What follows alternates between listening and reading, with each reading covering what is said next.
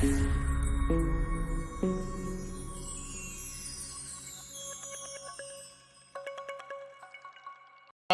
TV online tuko pamoja na Black G pia. Mambo vipi bro? Shwari sana mwanangu. Uko fresh? Poa sana. Umependeza, koti nyeupe nini na nini, swaka kibao sana. Asili yangu, asante lakini. Okay, siku ya leo unazungumziaje wewe kama Mrundi ambao unapenda amani kwa Warundi ambao wako Bujumbura na Burundi nzima? Kwa ufupi naweza kusema mimi c'est l'artisan de paix kwangu.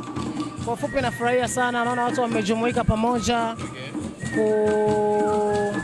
Kufanya ushirikiano kusema kwamba nchi yetu iwe vizuri na ina amani, na Mungu aidumishe hii amani pamoja, kwa sababu tunategemea kesho tukifanya matamasha makubwa tuchukue place kama hizi katikati ya mji, yani tufanye mambo makubwa zaidi. Mimi na appreciate sana. Okay, ni Black G pia ambaye ataperform kwenye list, nimeona ataperform. Unategemeaje kuperform kwenye list ambayo nimeona, sijui kama utaperform au vipi? Nasubiri matokeo, lakini kwenye list nimo kama ulivyosema. Nimo na nataka kuwafurahisha watu tu Warundi wenzangu, tuichangie hii amani ya siku ya leo. Tuseme ni amani ya siku ya leo. Hii ni amani tofauti na amani ambayo tulionayo.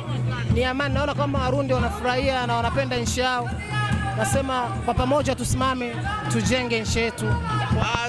Tufuke kidogo kwanza. EP vipi? Unaona inavuruga mpango ya mbele iko vipi?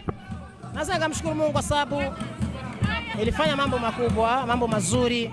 Nadhani mliona videos, mliona kila kitu. Nilikuwa na tour za kwenda South Africa, lakini nilisitisha kutokana na mauaji yaliyokuwepo kule ya xenophobia. Ilibidi show ifail. Lakini next time nadhani mtapata mambo makubwa. Kwa sasa tegemee nini kama Black G?